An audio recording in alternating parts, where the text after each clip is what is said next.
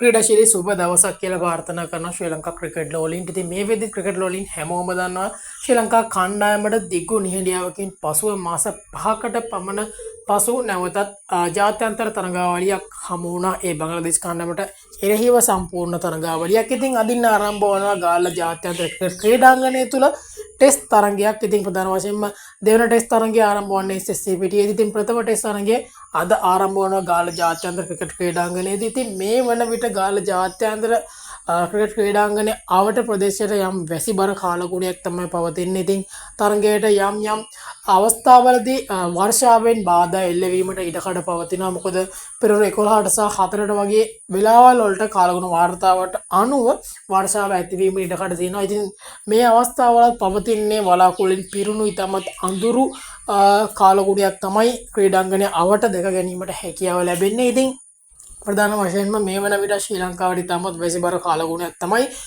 මේ දින කිහිපය තුළම පැවතියේ. ඉතින් පළමු ටෙස්ට් තරඟයට අනිවාර්යයෙන්ම වර්ෂාවෙන් බාධා එල්ලවීමට අනිවාර්යයෙන්ම ඉඩකඩ පවතිනවා. ඉතින් කාසිවාසිය ශ්‍රී ලංකා කණ්ඩායම ජයග්‍රහණය කළහොත් අනිවාර්යයෙන්ම ඔවුන් දෙවරන් නොසිතා පන්දුවට පහර දීම සිදු කරයි. මොකද වර්ෂාව පතිත වුණායින් පසුව යම් තනකොළ ප්‍රමාණයක් තනතිල්ල තුළ නැවතත් ඇදීමට පටන් ගන්න පුළුවන්. මොකද ඒ කොළ පැහැති ස්වභාවයේ තනතිරුවේ වැඩිවීමත් සමගම එයින් දඟපන්දු යවන්නන්ට වාසියක් ගන්න පුළුවන්. ඉතින් ශ්‍රී ලංකා කණ්ඩායමටත් ඒ වගේම තමයි බංග්ලාදේශ කණ්ඩායමටත් ඒ ඉතාමත් හොඳ වාසියක්. මේ කණ්ඩායම් දෙකටම අනිවාර්යෙන් ඒ වාසියක්. ඉතින් ශ්‍රී ලංකා කණ්ඩායම ප්‍රථමයෙන් පන්දුවට පහර දීමේදී මුල් කාර්තුවේ පළමු පැය හෝ එකහමාර තුළ යම් දෝලනයක් බලා ගන්න පුළුවන් වේවි වේග පන්දු යවන්නන්ගෙන්.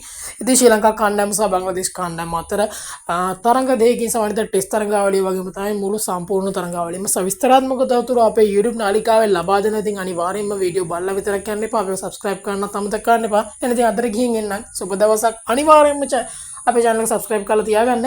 අද දවස පුරාවටම ශ්‍රී ලංකා බංග්ලාදේශ තරඟාවලියේ සියලුම සවිස්තරාත්මක සහ උණුසුම් තොරතුරු එසැනින්ම අපි ලබා දෙනවා ඔයාලට.